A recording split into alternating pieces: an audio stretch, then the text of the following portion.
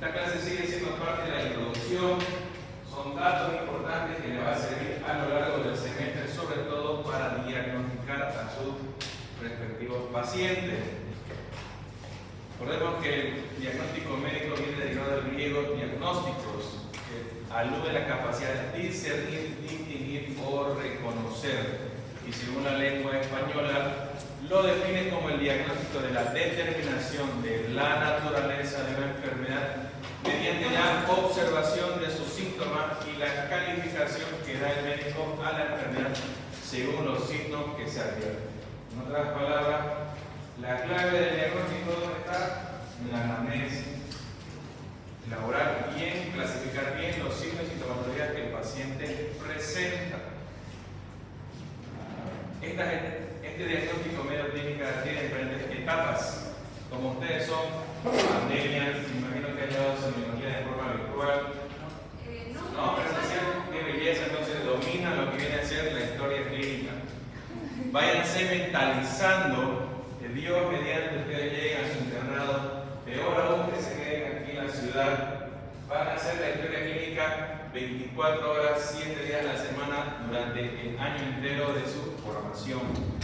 Donde vemos que la historia clínica es subjetivo y el paciente es lo que expresa como síntoma en lo que viene a ser la historia de la enfermedad actual.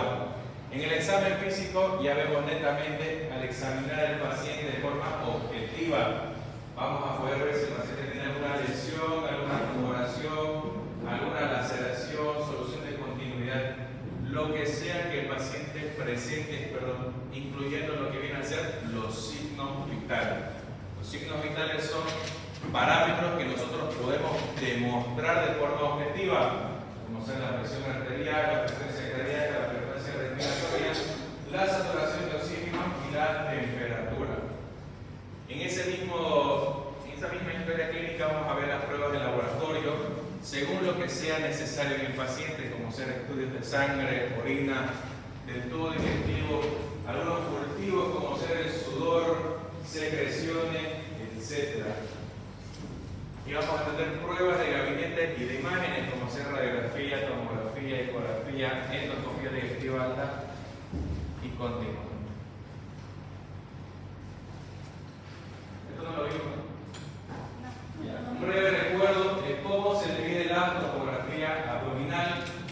Tenemos 9 cuadrantes abdominales que son de derecha a izquierda el hipocondrio derecho, flanco derecho, fosa ilíaca derecha, al medio el epigastrio, mesogastrio e hipogastrio, y al lado izquierdo hipocondrio izquierdo, flanco izquierdo y fosa ilíaca izquierda. ¿De qué nos va a servir esto? ¿Alguna idea? ¿Algo?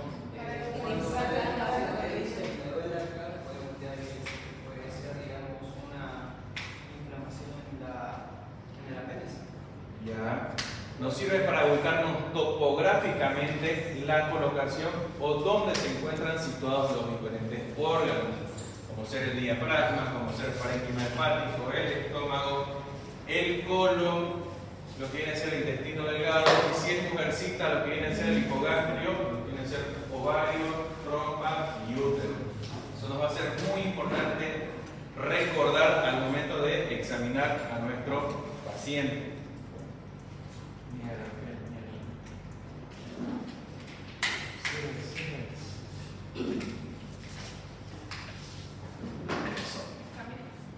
En la semiología abdominal vamos a ver, con la aparición de diferentes técnicas como se ha ido desarrollando a lo largo de la medicina, algunas veces nosotros los médicos ya obviamos esa parte. Simplemente algunos escuchamos dolor, doctor, me arde el estómago, allá gastritis. Doctor, me duele la fosa ilíaca derecha, allá apendicitis. O de entrada, doctor, me duele todo el abdomen, tomografía, ecografía abdominal, resonancia. Cosas que deberíamos tratar de no realizar de esa forma, porque la anamnesis, lo que el paciente vaya contando, vaya relatando, seguramente va a haber puntos clave, va a haber puntos específicos que nos va a servir a la hora de diagnosticar la etiología de esa enfermedad. Recordemos que los signos son manifestaciones objetivas, físicas o químicas que se reconocen al examinar al paciente. Y los síntomas son trastornos sugestivos, son trastornos que el paciente va a referir con sus palabras, ¿no? Que no pueden percibirse, no se pueden demostrar como tal el mismo dolor. En el motivo de consulta, la principal causa de esta consulta en la sala de emergencia en el consultorio usualmente es el dolor. A lo que nos vamos a abocar nosotros, el dolor abdominal. De ahí viene asociado náuseas, vómitos, diarrea, ardor, disfagia, odinofagia, ictericia, protorragia, hematemesis, pérdida de peso, anorexia, etc. Nosotros, para describir de una forma sistemática, adecuada, para no perderse, tenemos que aplicar esa escala que se llama Atelier. Me imagino que han escuchado antes. Atelier o Alicia, que nos va a servir para describir precisamente cómo va ese dolor. Cuando el paciente nos diga, doctor, me duele, automáticamente su cerebro tiene que aplicar esta escala, que viene de aparición, de cómo inicia, de cómo aparece ese dolor, si es súbito, si es insidioso, si es brusco, quiere decir que viene de un momento a otro, si va de a poco. El tipo de dolor es muy importante. ¿Qué tipos de dolor conocen? Cólico. Perfecto, ¿cómo es el dolor cólico? Ese retorno, diferente. Como en onda. El dolor cólico es bastante característico, que tiene un inicio, asciende el dolor y me presenta una meseta, por decir, más que todo viene asociado al peritoneo. Contrae el músculo, asciende el dolor, mantiene por un determinado tiempo e inmediatamente después o desaparece o disminuye. Esto se da por el peristaltismo a nivel intestinal y del peritoneo visceral. Otro tipo de dolor, por ejemplo, es el que mencioné hace un momento, el dolor urente. Es aquel que es una sensación de quemazón a nivel de alguna parte abdominal. El dolor retortijón, su nombre lo dice, es aquel que retuerce. Punitivo, aquel que punza. Lancinante, aquel que el paciente refiere como si le estuvieran retrayendo, vulgarmente hablando. ¿Algún otro ejemplo? ¿Alguien recuerda? ¿Bueno? También existe el dolor penetrante, más que todo eso se da en dolores bastante agudos, bastante graves, como en la pancreatitis aguda. Ese es el dolor cólico. Luego tenemos la localización. Ahí nos vamos a aplicar lo que viene a ser la topografía abdominal, en qué cuadrante abdominal va a estar localizado ese dolor. Si ese dolor se irradia, lo que viene a ser la irradiación del dolor. Por ejemplo, un paciente va a referir, doctora, me duele a nivel del epigastrio, la boca del estómago, pero también siento que el dolor se me va hacia la espalda, se me va hacia abajo. Eso es irradiar, que el dolor tiene un sitio específico y a la vez refleja, irradia hacia otro cuadrante abdominal. Muy diferente a lo que viene a ser el dolor migratorio, que cuando sean mis alumnos de cirugía de abdomen lo vamos a ver. Es característico, por ejemplo, de la apendicitis aguda, que es un dolor que inicia en el epigastrio, el mesogastrio, duele y pasadas ciertas horas el dolor desaparece de esa zona y se localiza en la fosa ilíaca derecha. Ese es un dolor migratorio. Y en la evolución que vamos a ver, durante el periodo de la historia de la enfermedad de ese paciente, supongamos que son 2, 3 días, una semana, ¿qué sucedió? El paciente se automedicó, tomó alguna hierba, fue al huesero, fue al curandero. Si ese dolor aumentó, disminuyó, se exacerba con algún otro síntoma, o en su defecto aguanta en su casa y llega a la consulta. Y los factores y fenómenos asociados son aquellos signos inespecíficos como ser náusea, vómito. Al momento de nosotros referir vómito, tenemos que describir qué tipo de vómitos son, si son alimentarios, si son biliosos, si son fecaloideos, si son intestinales, si son con contenido sanguinolento que se llama hematemesis. Entonces es muy importante referir qué tipo de vómitos tiene el paciente. En el examen físico también tenemos que ser ordenados. Según la semiología, a nivel abdominal es el único sitio que varía, donde vamos a empezar con la inspección. A nivel de la inspección, ¿qué es lo que se realiza? Todo lo que nosotros vemos a simple vista. Si el paciente tiene un abdomen plano, tiene un abdomen globoso, semigloboso, si el paciente tiene alguna cicatriz, tiene alguna herida quirúrgica, tiene algún drenaje, es simétrico, asimétrico, etc. Luego, ahí es donde cambia, realizamos la auscultación. Tenemos que escuchar cómo están los ruidos hidroaéreos, si están presentes, si están hiperactivos, normoactivos, hipoactivos, si están ausentes, donde exista netamente silencio abdominal, y recién realizamos la palpación. Esto tiene un porqué, ¿alguien sabe? Exactamente. Nosotros, si realizamos la palpación o la percusión directamente, podemos sobreestimular a los intestinos y crear ruidos hidroaéreos que sean falsos, que no sean fidedignos. Al momento de la palpación también tenemos que ir en orden sistemático.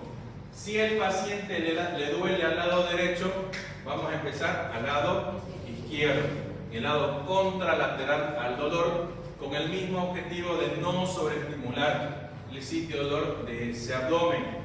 Hay varias formas de realizar esa palpación, pueden ser monomanual con una sola mano o bimanual, una sobre otra.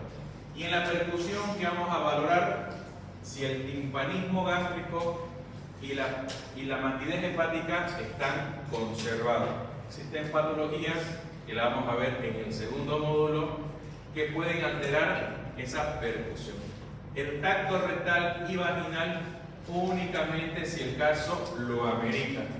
Por ejemplo, Dios no quiere, llega un paciente policontuso, paciente que esté una hematemesis franca, que haya sufrido una caída, que esté embarazada. Hablamos de 31 a 37 semanas, donde ya puede desencadenar trabajo de parto. Hay que realizar el tacto vaginal para ver que no haya una dilatación de ese cuello uterino. Y lo propio en el tacto rectal, más que todo en pacientes que tengan algún antecedente de trauma. Todo esto cambia en ciertas situaciones especiales, como por ejemplo el embarazo, que lo acabamos de mencionar, los ancianos y niños y lactantes, que son los extremos de la vida. Un niño difícilmente nos va a decir exactamente dónde le duele, cómo comenzó, y lo propio los ancianos. Los ancianos suelen ser un poco más reservados, poco expresivos. Pacientes politraumatizados que estén inconscientes igual nos va a dificultar hacer una anamnesis adecuada. Algunos postoperatorios complicados. Pacientes psiquiátricos que me he topado con un par y han sido, al día de hoy no me olvido, bastante complejos. Y los inmunodeprimidos como pacientes que tengan enfermedad del VIH o que sean alguna vez trasplantados, que son inmunocomprometidos. Todo eso va a cambiar, hay que ser un poco más, tener un poco más de tacto, un poco más de empatía con ese tipo de pacientes para entender y llegar a un correcto diagnóstico. El rayos X, ya vamos a entrar a lo que vienen a ser los estudios de gabinete, fue desarrollado en 1895 y ganó un premio Nobel en 1901.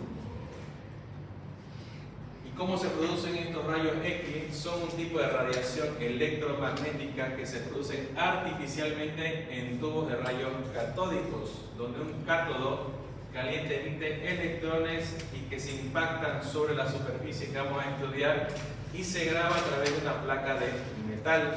Como podemos ver, si mi puntero funcionara, en la imagen inferior izquierda, como tenemos la radiación que atraviesa lo que viene a ser la persona en estudio y lo refleja en una placa metálica. ¿Cuáles son los beneficios de esta radiografía? Son rápidos, son relativamente fáciles de realizar, nos van a dar, hay equipos de rayos X económicos, usualmente en la mayoría de las instituciones cuentan con uno y sobre todo no queda una radiación en el cuerpo de un paciente luego de realizar los rayos X.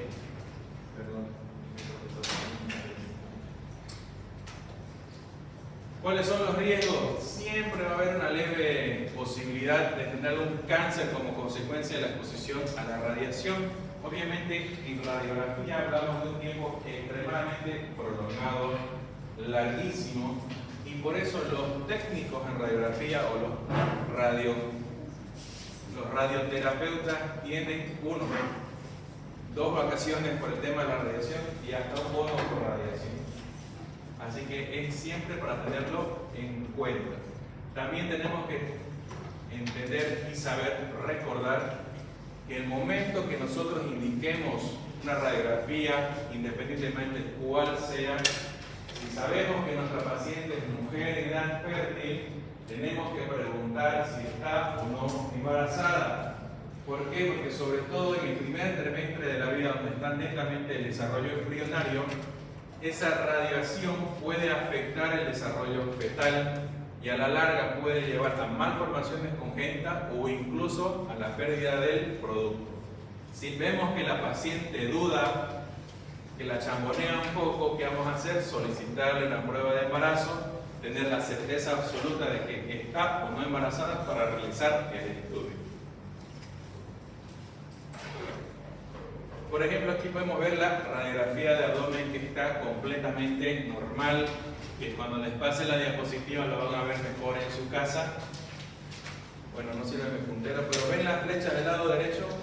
¿Qué son los signos importantes en una radiografía normal? Uno, de que la bulla gástrica o aire en el estómago, como está en el lado derecho, esté presente, que son burbujas negras. Todo lo que sea negro a partir de ahora es aire.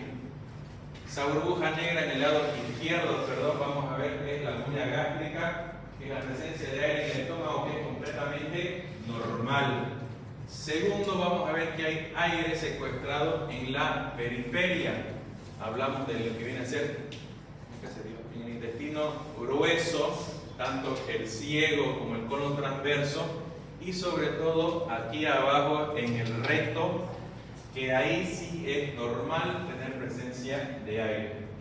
Si nosotros en su defecto vemos alguna anomalía, presentación sobreabundante de esos gases de ese aire, ya no es normal, como acá. Como podemos ver en el lado izquierdo, hay aire por debajo del diafragma. ¿Alguien sabe cuál es el nombre radiográfico de ese signo?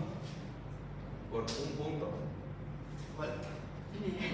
Aire subdiafragmático, del lado derecho, de preferencia. Por 2 puntos, nada. Para que nunca se olviden, aire subdiafragmático del lado derecho es el signo de Popper. Popper.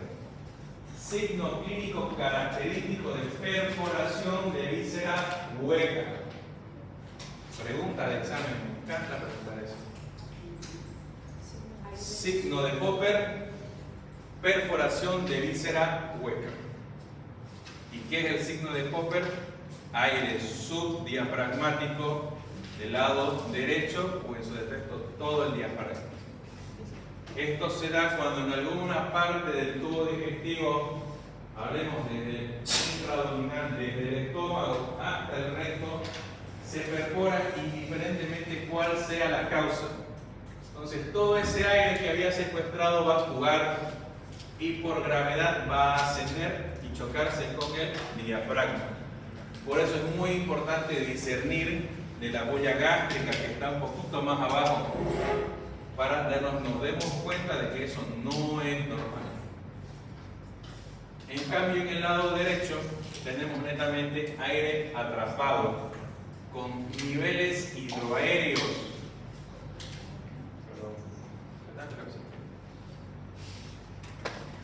Los niveles hidroaéreos son estas líneas bien horizontales que se marcan a nivel intestinal de esta forma. ¿Se dan cuenta, no? Que eso quiere decir que el aire está atrapado, que el aire está bien secuestrado que no puede transitar. Hay alguna enfermedad, hay alguna patología que está haciendo que ese aire se retenga y por ende hace que el asa intestinal, como podemos ver en la imagen, se dilate. Si se dan cuenta, en la anterior imagen no hay, no existe. Netamente el aire está bien circunscrito, bien aislado, como podemos ver una burbuja, sin nivel, sin línea horizontal que se marca a lo largo del marco colónico, y también podemos ver aire a nivel del recto. En cambio, en la otra imagen, si se dan cuenta, el recto está vacío, no hay aire, porque hay algo que lo está tapando, y si nosotros seguimos introduciendo aire al organismo, se va acumulando.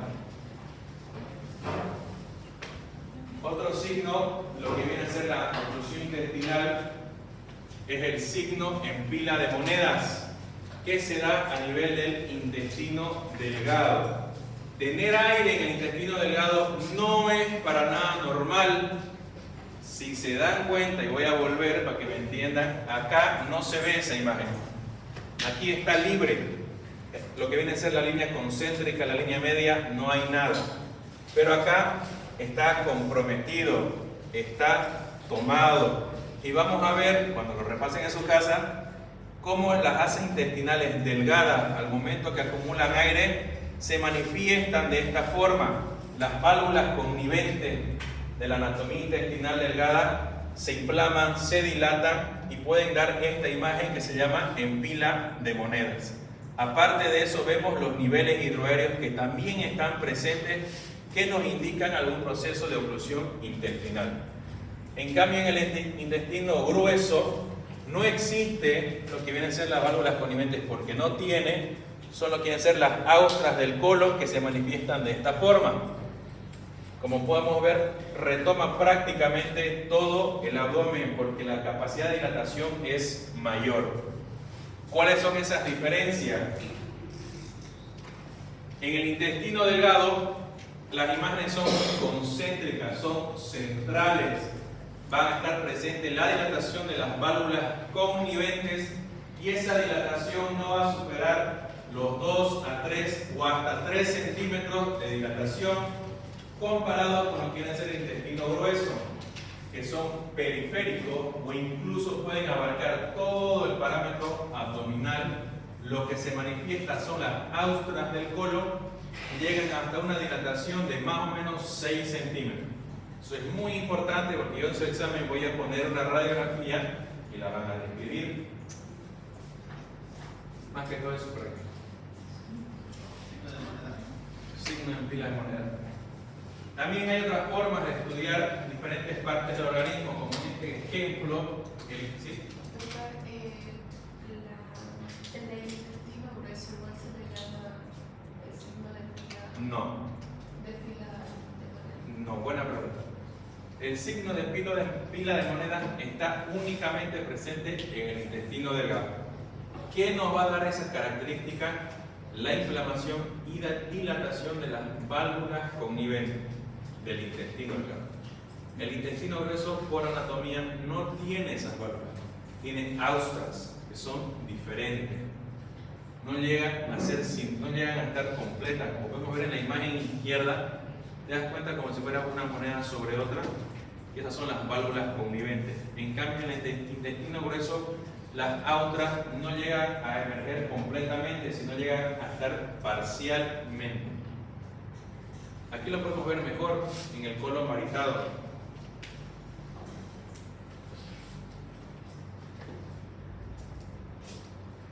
En el intestino delgado vemos, ¿no?, cómo las austras son completas, van de extremo a extremo y son circunferenciales. Por eso nos puede dar esa imagen de una moneda sobre otra.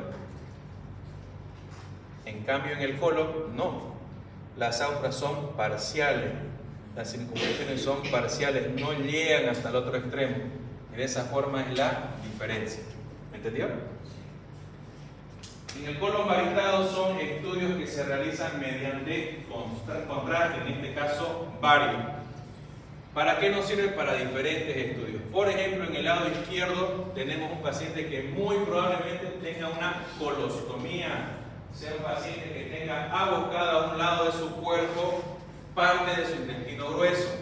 Y este estudio se realiza en la función de nosotros ver cómo está el panorama para hacer la restitución o reconstrucción del tránsito intestinal. Por eso es que en la imagen vemos cómo el contraste ingresa por el recto, pero llega acá y tiene un stop. No sube más. ¿Por qué? Porque aquí existe una sutura. Aquí está tapado. Y en cambio, en el sitio de la ostomía, el contraste puede ingresar libremente y marcar cómo está netamente conservado el intestino grueso. ¿Entienden? En cambio, en este lado, un colon varitado que muy probablemente sea de un megacolon chagásico, que ya no tiene, incluso no conserva la misma morfología, no conserva los mismos diámetros, ingresa por el recto y puede mostrarnos todo el marco colónico completamente deshecho, ¿no? Eso ya no sirve. ¿Hasta acá alguna duda, alguna pregunta? ¿Entienden? Lo mismo nosotros podemos estudiar el esófago. En el esófago el paciente ingiere contraste, va tomando y se van tomando radiografía periódica, cada 5, cada 10, cada 8, cada 15 minutos para obtener esa imagen. En este lado vemos un esófago conservado, vemos las depresiones naturales anatómicas conservadas, como ser la depresión del cardio, del diafragma, del esófago, perdón, del estómago y la unión esófago-gástrico. Comparado a esta imagen, donde podemos ver en el lado izquierdo un mega esófago, donde pierde totalmente su morfología, pierde totalmente su anatomía, que también puede estar descrita en las enfermedades de Chagas. Del lado derecho vemos algo mucho peor. Vemos que ese esófago no tiene una longitud conservada, viene de forma tortuosa. Y esto más que todo se da en proceso cancerígeno. Paciente con un cáncer de esófago, ¿qué es lo primero que va a referir? Que no puede deglutir, no puede tragar, a veces ni agua, siente la pesadez en todo lo que viene a ser la zona cervical e inmediatamente que ingiere un alimento lo vomita. Eso va a llevar a la larga ¿a qué? A perder peso. Entonces uno de esos estudios que realizamos es el esófago. Y si se dan cuenta, el contraste va ingresando, aquí se pierde, hay una línea sumamente delgada y vuelve a aparecer, ¿cierto? Probablemente el sitio de la lesión está acá, donde la tumoración está comprimiendo ese esófago y el paso es sumamente delgado para que llegue hacia el estómago. Doctor, cuando realizan el contraste, tengo entendido que les hacen firmar un consentimiento, ¿es porque es riesgoso? El consentimiento más, todo procedimiento invasivo, sea un colon por enema, sea un esófago varitado, sea un colon varitado, sea cual sea, tiene que ser bajo consentimiento del paciente. Porque, por ejemplo, me ha pasado en el hospital japonés, que un paciente fue a hacerse el colon por enema, este estudio del colon varitado, e incidentalmente, por accidente, lo perforaron. Al momento de introducir el catéter, la manguera, allá arriba lo perforó el colon y todo el contraste se vació a la cavidad abdominal. ¿Y eso es que refleja? Cirugía de emergencia. Bueno, en este caso del esófago, más que todo se da porque el paciente puede llevar una intoxicación. No tanto por perforarse, porque el paciente lo deglute, le dan en un vaso diluido y lo va tomando de a poco. Y a veces ese contraste se margina demasiado, o sea, se acumula demasiado y puede transcurrir ciertas complicaciones, sino cuando el paciente es sensible puede tener cefaleas, vómitos, etc. Cambiando un poco del panorama, vemos lo que viene a ser el arco en C y el angiógrafo. Estos estudios más que todo se dan intraoperatorios. El arco en C lo usan mucho los traumatólogos cuando están reparando alguna fractura, están haciendo alguna osteosíntesis, alguna osteodesis, ingresa el rayo X para ver cómo va anatómicamente colocando su trabajo. Nosotros los cirujanos el arco en C lo utilizamos para estudios contrastados de la vía biliar, que creo que se lo voy a mostrar más adelante. donde estamos utilizando la vía biliar, inyectamos contraste y el arco en C nos da la imagen en vivo.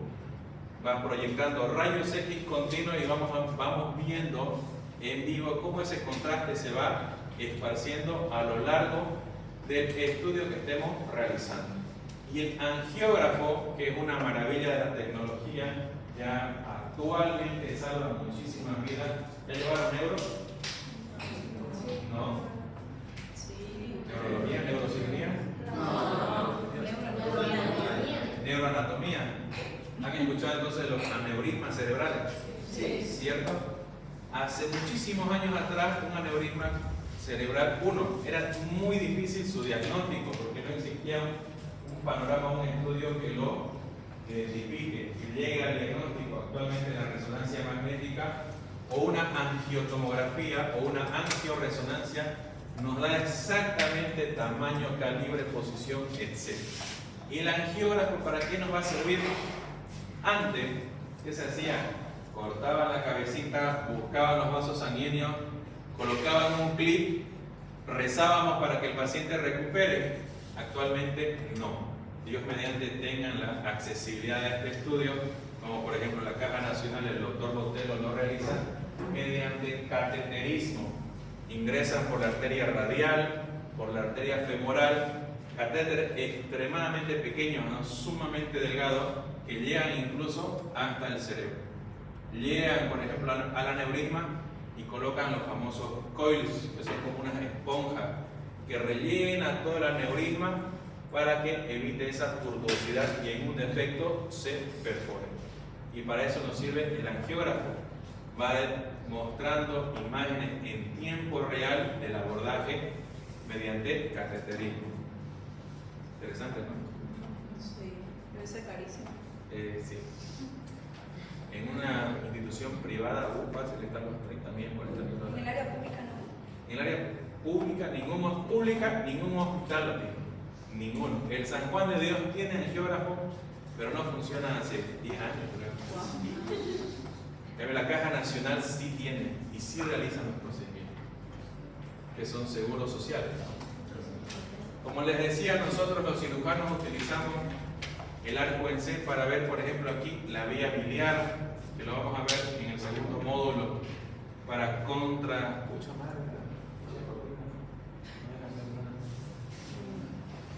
Bueno, en el lado izquierdo podemos ver cómo el árbol biliar, de la misma forma que el esófago, ingresa mediante cateterismo.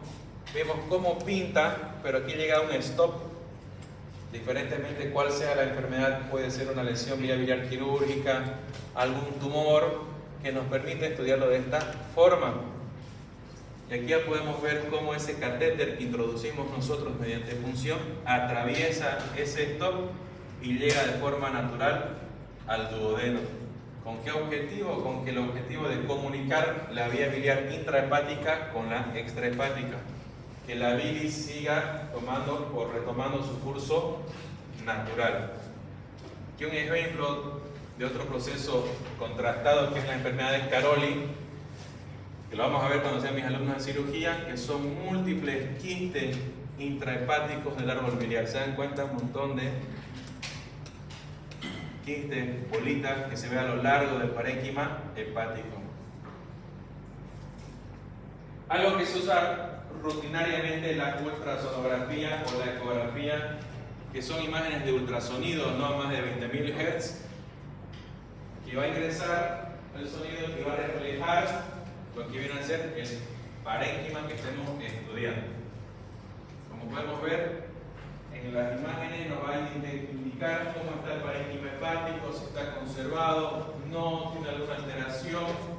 Lo mismo a nivel de la ecografía biliar, si la vesícula biliar está conservada o no. Como podemos ver en la imagen inferior derecha, vemos toda esa imagen circular, color negro, que es la vesícula biliar, y hacia abajo podemos ver las imágenes más resaltantes, medias plateadas, que vienen a ser los cálculos biliares.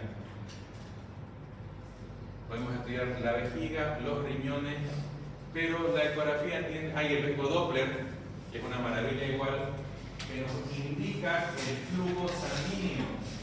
Si en la parte que estamos estudiando recibe un buen flujo sanguíneo arterial, tiene un buen retorno venoso, nos va a ayudar muchísimo a identificar el parámetro vascular.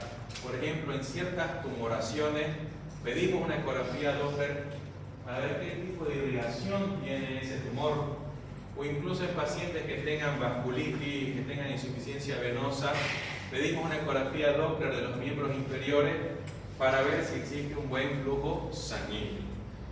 Y las ecografías tienen tanto ventajas como desventajas. Igual pregunto en el examen, ¿cuáles son las ventajas de esta ecografía, de una ultrasonografía? Uno, que son sondas inocuas, que son fáciles de realizar, sus equipos son relativamente accesibles, su manejo es relativamente sencillo, hasta incluso existen equipos portátiles. ¿Cuál es la gran desventaja? Lo que lo caracteriza es que es un estudio operador dependiente. Dependemos mucho de la persona que lo realiza y de la máquina que lo está realizando.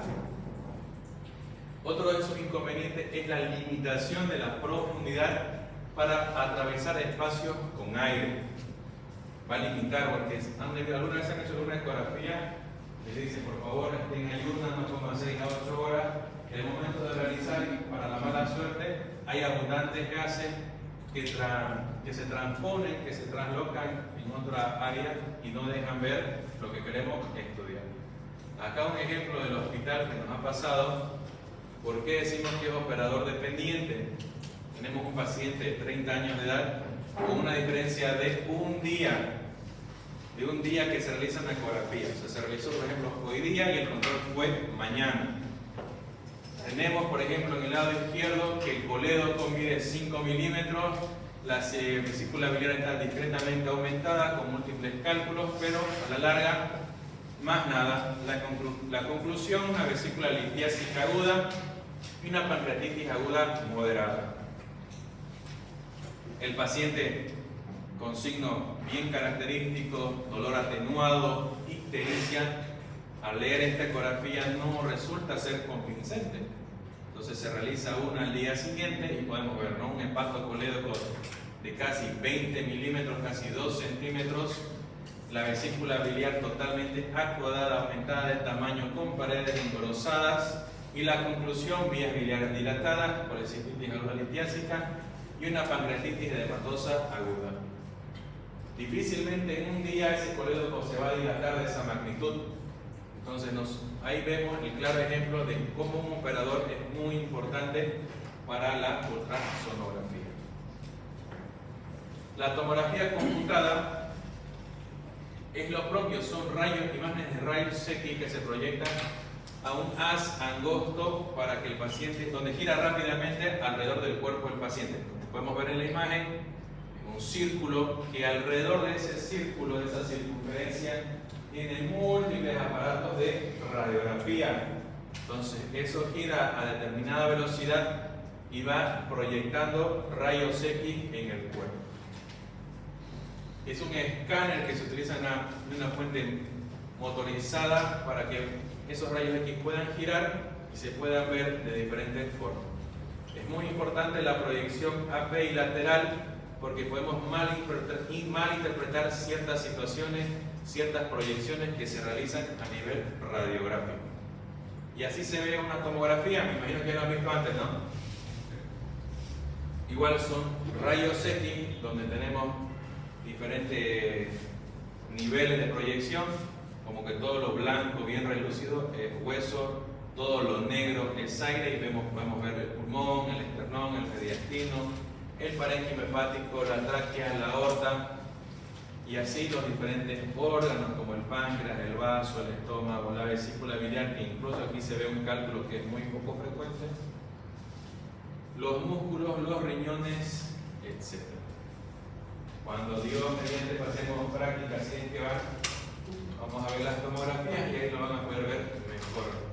Y la resonancia magnética nuclear son ondas de radio y un imán demasiado potente.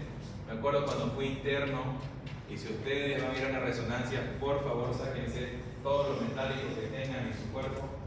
Porque yo tenía una llave, me acuerdo, de mi pijama, y literalmente la estiró mi pijama fuertísimo. Y tuvieron que apagar la máquina, me trataron un montón, porque la máquina tarda entre 25 minutos volver a encender, porque si mi llave llegaba al resonador, hacía la mierda. Las imágenes por resonancia magnética nuclear producen mucho mejor ilustraciones tanto de los tejidos de los órganos y los tejidos blandos. Por eso en alguna lesión articular, en alguna lesión a nivel traumatológico, no les piden rayos X, les piden resonancia. Podemos ver los ligamentos, podemos ver los meniscos, la articulación, etc.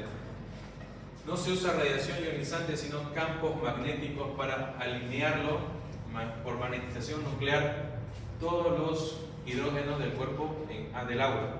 Aquí podemos ver en la imagen, miren la vía biliar cómo se manifiesta, sumamente hermoso, completo, sin necesidad de algún procedimiento invasivo. Aquí podemos ver otra imagen de la vía biliar, completísima. Obviamente va a tener ciertas ventajas y desventajas, ¿no?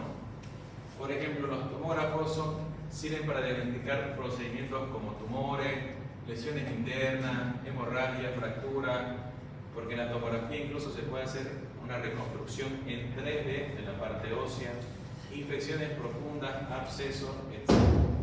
En cambio, las resonancias magnéticas se pueden llevar a cabo para diagnosticar padecimientos como anomalía de los vasos sanguíneos, como les mencioné, ¿no se acuerdan de las anomalías cerebrales, vasculares?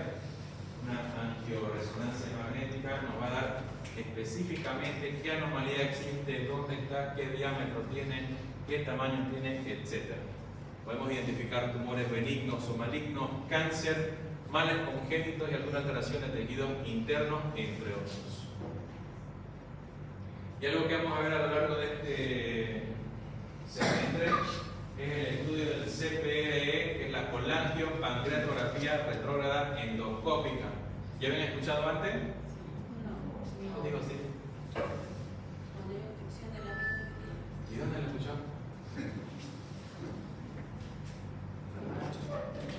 Este estudio se realiza mediante endoscopía digestiva alta.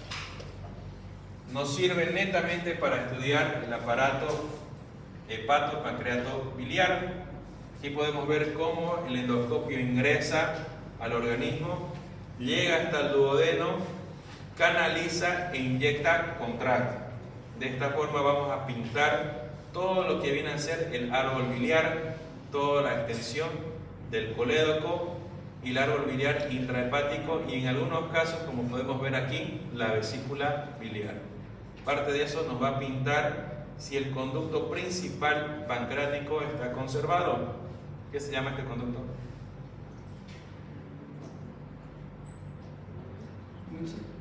El conducto de Wilson.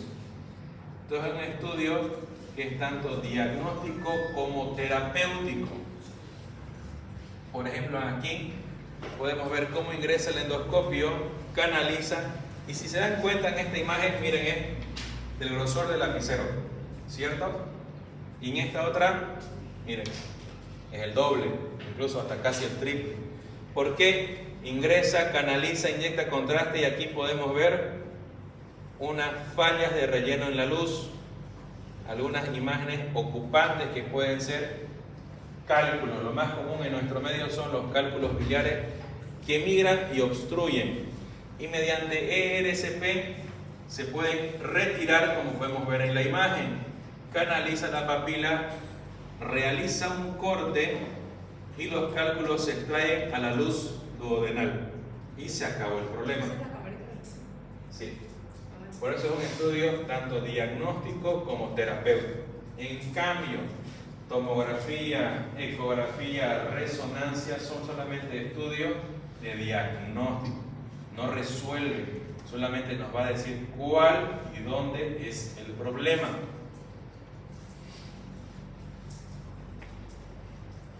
Este otro estudio, por ejemplo, es una punción transparietohepática con contraste guiada por arco en C. en una lesión de vía biliar, donde se introduce el catéter, vemos cómo pinta el árbol biliar intrahepático y de aquí a aquí, miren, no hay vía biliar. Puede que haya un tumor, puede que se haya seccionado incidentalmente en un procedimiento quirúrgico. ¿Y cuál es el objetivo? Que ese catéter atraviese eso, conecte con la parte distal y llegue al duodeno. De esa forma comunicar el trayecto normal para que la bilis siga su curso natural.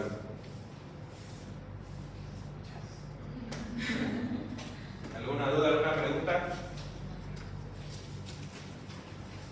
¿No? La hoja de asistencia, por favor. ¿Siguen escribiendo?